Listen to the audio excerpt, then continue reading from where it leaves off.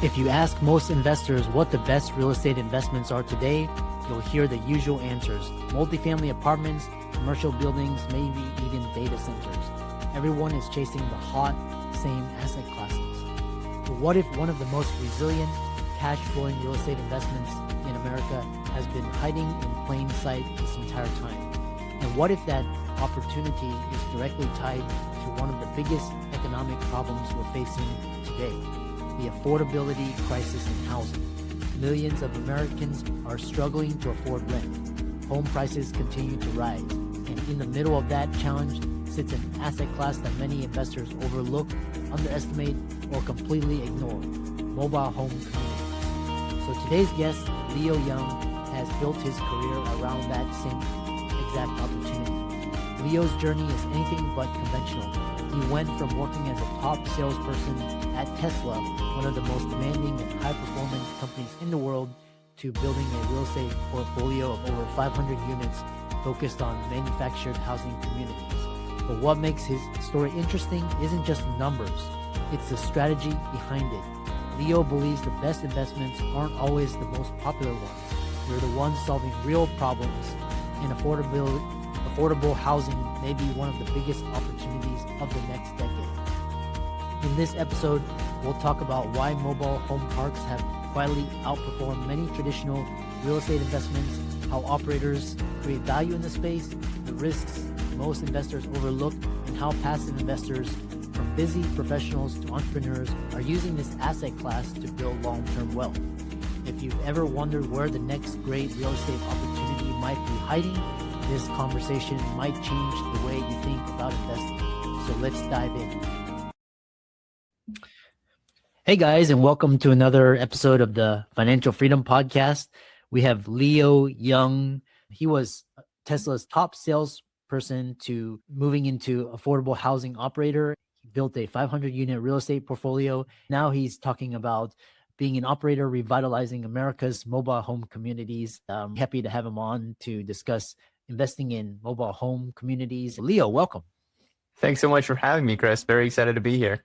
Yeah, you've had a very successful career, closed a lot of real estate transactions, a lot of deals in the tens of millions, operating hundreds of units. Introduce yourself. We'll dive into the questions. My background wasn't very linear. Studying finance in college, I love numbers, I love investing, love philosophy. Figuring out investing is ultimately you making a strategic bet, prediction of the future, placing your bets there. I really like that. After college, I did a pivot. I put my feet to the fire, got better at sales. I'm an introvert by nature. Communication, sales, I really hated it. But what better way than to jump in feet first? Tesla was an amazing company. It was my dream company to work for. I would have done anything for that company. I was really grateful for that experience. It shaped me a lot as an entrepreneur, the work ethic. I've never seen any work culture like that before. Everyone was so dialed in. Then transitioned from there, got into real estate. I started investing as a passive investor during my time at Tesla because I was getting burnt out, fell in love with real estate after I started getting distribution checks, became a real estate agent, helping people transact in residential, commercial properties, all different asset classes and properties. Got recruited to a real estate fund. I was working on their team, seeing how institutions look at acquisitions. Then started Cornell Communities, a private equity real estate firm. We focus on manufactured housing and we have two missions. One mission, obviously, make investors money. The second mission, more importantly, is to provide affordable housing to people. Affordability is a problem in today's market. We want to do our part to solve it. How does investing in mobile homes come into play? Is that your sole investment strategy? Because we're operators of the property, we choose to get good at one playbook. Each commercial asset is its own business. If you're running an industrial versus a multifamily property, completely different way to run these properties. We picked manufactured housing communities / mobile home parks. We got good at it. We built up our team, structures, processes to do that. Next question, who is your investor base? Contacts work with you and ultimately invest with you? There's two main walks of life that people come to us with. One, they're either a successful business owner, they're crushing it in their business, they understand the value of their time, and they realize, okay, I want some great returns. I want to diversify out of my business. I don't have time to get good at something else. So I want to pick someone that's good, someone that's focused on their lane and invest with them. That's one bucket. The other one is busy professionals. They have a nice career. They're in finance, tech, healthcare. They're making great income, but they can't have another job. They want to build passive income. They want to build wealth while spending time on their career, making more money. Mm-hmm. You talk about your decision to focus solely on mobile home parks. A lot of the audience, they're talking about multifamily apartments. Now there's data centers. Commercial has taken a backseat over the last 6 years. Why mobile home parks? It's a very interesting question. Any asset class can perform well. Operations is the important part. What most people overlook. They see a nice, sexy number on the pitch deck. They're like, wow, this is so great. Oh, data centers, AI, oh, sign me up.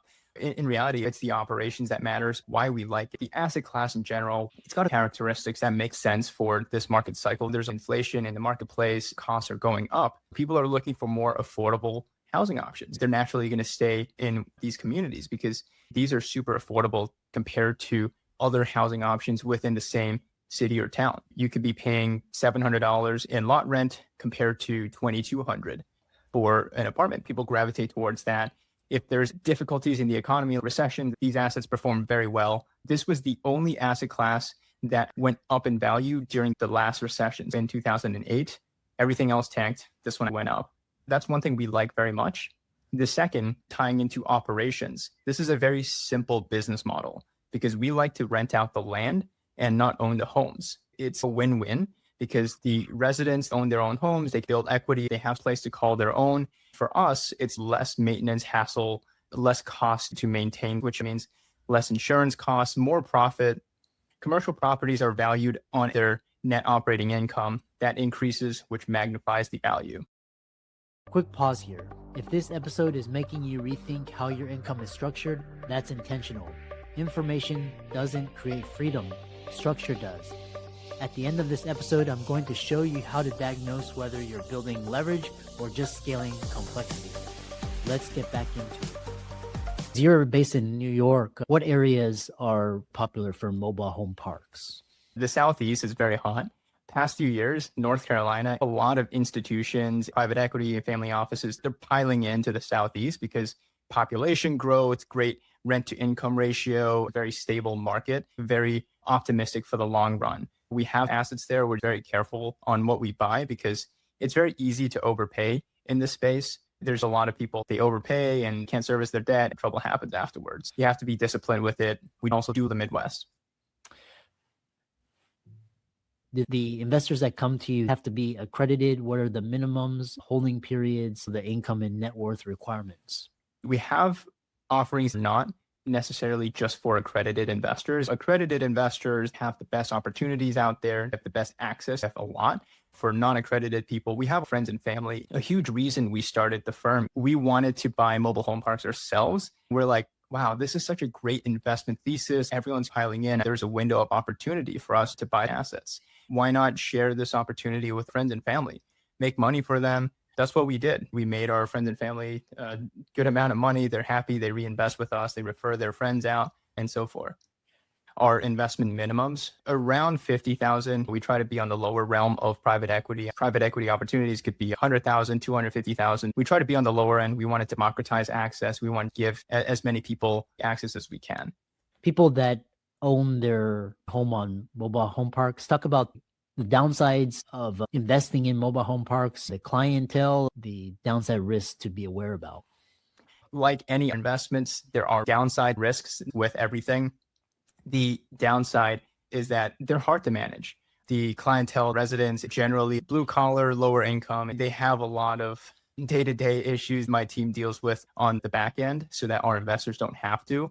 The upside is these assets cash flow really well. If you put those two together, it's great to be a limited partner. Great cash flow. You don't have to manage the residents. Other thing, infrastructure is very important to look into for these assets because the unique zoning, mobile home parks, they're not allowing too many more of these projects. It's very hard to get them approved. Most of them are 50 to 70 years or even older. They have septic tanks that are far beyond their useful life. You have to be prepared to make necessary repairs, set aside budget for it, because we want to continue offering this type of housing. We don't want to have the property shut down or condemned, you'll see a lot of these properties get sold for land value and get redeveloped. There's a deal that we're looking at right now. It's in a really good city. The offer we're trying to beat is a multifamily developer who wants to develop a 200 unit apartment building there. We're like, hey, we want to continue offering this kind of housing. We're trying to talk with the seller on that. What are some of the success stories that you've had from going from Tesla to real estate and building this fund? Talk about some of the returns that you've had. Yeah, as far as success for our fund, we've had projects that were, call it a year, 2 years ahead of our business plan. We're able to double our investors' investment. Rule of thumb, we try to double our investors' investment once every 5 years, but we've done it in 2 years for one of our projects. Not typical, but it's a result of us being super disciplined when it comes to underwriting, submitting offers, and operating well. There's others that come in at a lower expense. We get technical with it. We have a better expense ratio. Why do investors care? The less your expenses, the more profit. You divide that by the valuation, the cap rate, you get a bigger profit. That's how it all ties together. For the audience listening, Leo's resource will be in the show notes. I encourage you to check them out and follow him. Talk about being a first-generation immigrant entrepreneur. Your background was in finance. How does your perspective and experiences prepare you to succeed in this area? You and me, we grew up around financial scarcity, cultural expectation. My parents wanted me to become a doctor, this deep desire for stability. How did those make you successful in this area? Here's where we get raw, because there's one side where there aren't expectations. I was very fortunate that my parents wanted me to be happy. They never pushed me to become one way or the other, probably because they knew that they couldn't out-debate me. I was an annoying kid. I debated a lot. Growing up, I did have that playbook. I was an immigrant. I came to America at the end of high school. The ways of thinking are established. I didn't have mentor figures. I didn't have people that truly cared for my success. In school, teachers care about the top 10% and the bottom 10%. The middle 80, just get by, because teachers don't get paid enough to care. I was one of those people. I had to figure out everything on my own. My journey was not very logical. I wandered. I went wide when others went deep. After finance, I didn't go into an accounting role. I went into sales. Then I went into entrepreneurship. I had roundabout ways to get into this. A lot of time, there was a lot of doubt. Is this the right move? Should I keep going? How do I do this? How do I make money? I think the fortunate part is that when you try hard enough and when you have enough self-belief, then you build value. When you're in the world, when you're in the economy, it's the marketplace of value, right? You want to give me $1 because you value my product or service more than the dollar in your hand.